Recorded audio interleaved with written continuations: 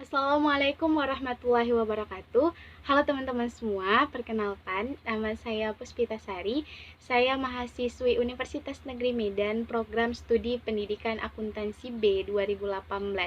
Nah, jadi di video kali ini kita ingin membahas mengenai sejarah saham dari PT Sanur Hastamitra Tbk, yang dimana saham tersebut akan kita bahas mengenai sejarahnya, mengenai analisis teknikalnya, serta analisis fundamentalnya, dan kita telusuri lebih dalam lagi. Untuk itu, jangan lupa tonton videonya sampai selesai ya. Oke, baik teman-teman. Jadi sebelum kita masuk pada materi selanjutnya mengenai profil, sejarah, analisis fundamental, serta analisis teknikal, kita akan membahas mengenai profil PT Sanur Hasta. Untuk itu, ikutin terus videonya.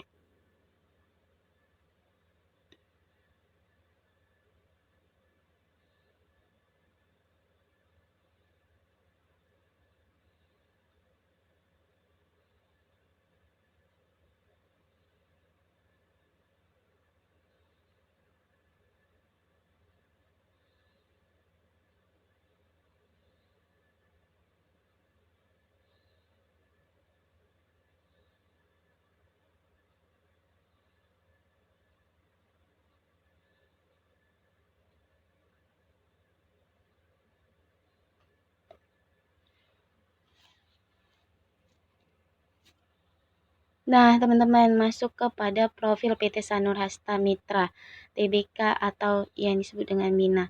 Nah, yang dimana profil dari Sanur Hasta Mitra Tbk ini, PT ini memiliki nama yaitu PT Sanur Hasta Mitra Tbk, kemudian dengan kode MINA, dengan alamat kantor Equity Tower lantai 11 unit D SCBD Lot 9 Jalan Jenderal Sudirman, dan kemudian memiliki alamat email shm@sanurhastamitra.com, kemudian nomor teleponnya 0212903560, dan kemudian ada faxnya 0212903516 dengan nomor NPWP 0165377480011 kali, dengan situs www.sanurhasta.com. Dan tanggal pencatatan dari OJK sendiri yaitu tanggal 28 April 2017, dengan papan pengembangan bidang usaha utama pengembangan properti dan perhotelan dengan sektor barang konsumen non-primer, subsektornya jasa konsumen, industri pariwisata dan rekreasi, subindustri hotel, resort dan kapal pesiar, dan biro administrasi efeknya PT Datindo Entricom.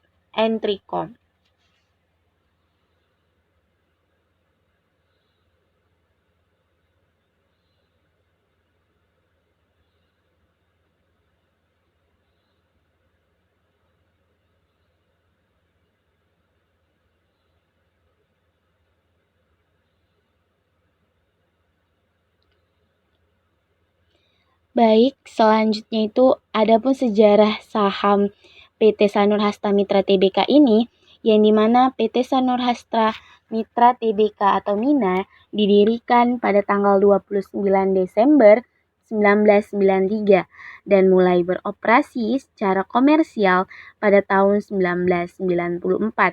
Kantor pusat MINA berlokasi di Equity Tower lantai 11, unit 11D, SCBD Lot 9 Jalan Jenderal Sudirman, yang dimana pemegang saham yang memiliki 5% atau lebih saham Sanur Hasta Mitra Tbk yaitu Edi Suwarno atau Jap Leongsing dengan persentase kepemilikan sebesar 74,29%. Berdasarkan anggaran dasar perusahaan, ruang lingkup kegiatan MINA adalah bergerak di bidang perdagangan, pembangunan, real estate, industri, perhotelan, percetakan, agrobisnis, pertambangan, jasa, dan angkutan. Saat ini kegiatan usaha utama Sanur Hasta yaitu persewaan tanah dan melakukan investasi pada melalui entitas anak PT Mina Padi Resort yang mengelola pondok wisata butik villa dengan nama The Santai, yang dimana The Santai ini sendiri memiliki 10 unit yang terdiri dari 2 unit superior, 7 unit deluxe, dan 1 unit premium dengan kolam renang pribadi pada setiap unit. Yang dimana pada tanggal 20 April 2017, Mina memperoleh pernyataan efektif dari Otoritas Jasa Keuangan, yang dimana untuk melakukan penawaran umum perdana saham Mina atau IPO kepada masyarakat sebanyak 262.500.000 saham dengan nilai nominal Rp100 per saham dengan harga penawaran Rp105 per saham. Saham-saham tersebut dicatatkan pada Bursa Efek Indonesia atau BEI pada tanggal 28 April 2017. Dan kemudian struktur PT Sanur Hasta Mitra itu sendiri terdiri dari sekretarisnya Gunawan Angkawibawa, dan kemudian direktur utamanya Ivian Dias Nazir, kemudian ada Pak Irvin Wahardani, ada Gunawan Angkawibawa, dan kemudian ada Edi Suwarno serta Joni Suyanto. Untuk komite audit sendiri yaitu ada Pak Joni Suyanto, Ricardo Suhendra Wirjawan, serta Bulan Lastiar Sihaan.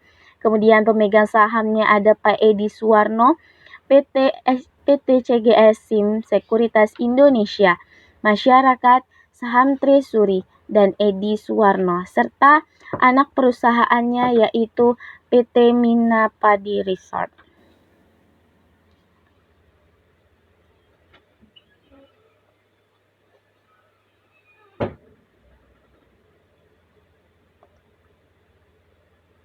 Adapun portofolio di sini teman-teman dapat melihatnya, yang dimana market value dari Mina ini sendiri itu mengalami penaikan, yang awalnya saya beli sebesar Rp68, sekarang tercatat tanggal 1 April itu Rp70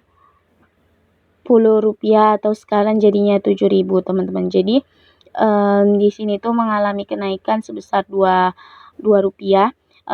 Awalnya itu di hari sebelumnya juga itu mengalami kenaikan menjadi Rp72, tapi di tanggal 1 ini mengalami penurunan menjadi Rp70.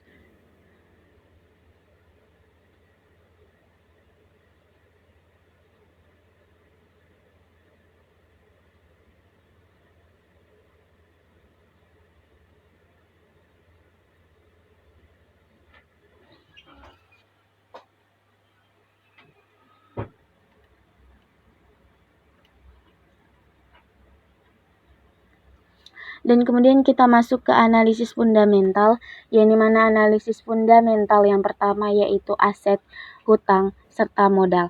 Nah, yang dimana aset, hutang, modal ini dari tahun 2016, 17, 18, serta 19 mengalami kenaikan, dan 17 ke 18 itu ada sedikit penurunan. Nah, yang dimana aset dari tahun 2017 ke 18 itu mengalami penurunan sebesar 0,41%. Hutang itu mengalami kenaikan di tahun 2019 sebesar 117,93%. Modal mengalami penurunan sebesar 0,04% di tahun 2018.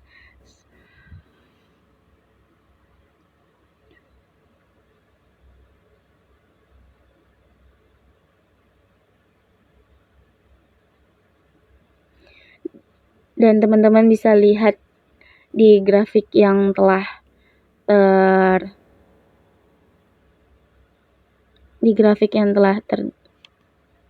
terlihat di video ini. Dan kemudian analisis fundamental yang selanjutnya adalah